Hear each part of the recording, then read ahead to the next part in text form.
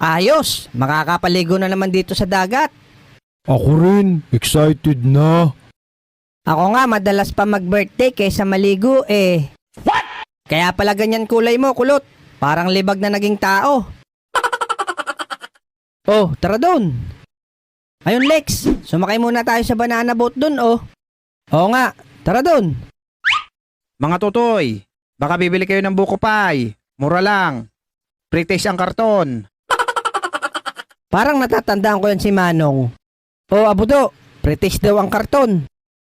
May lasa ba yung karton, Manong?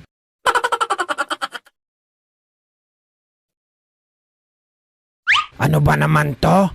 Bakit hindi may pasok pa loob? Ano bang ginagawa mo dyan, ulik ba? Nakakangalay din buhatin to ah. Hoy bakla, ano bang ginagawa mo dyan at hindi may pasok? Ah, ipapasok ba? Akala ko kasi, ilalabas eh.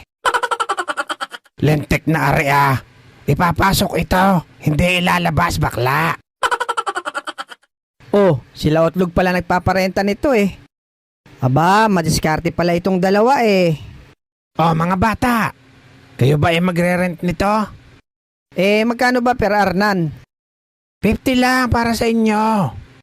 Aba, mura ah. Mura talaga. Kasi manual lang siya. Paanong manual? Basta malalaman nyo. Apat ba kayong sasakay? Oo, tara na, ito ba gagamitin? Oo, ito nga. Kaso hindi ko may pasok. Gawa kasi ni Ulik ba? Pananghila palabas.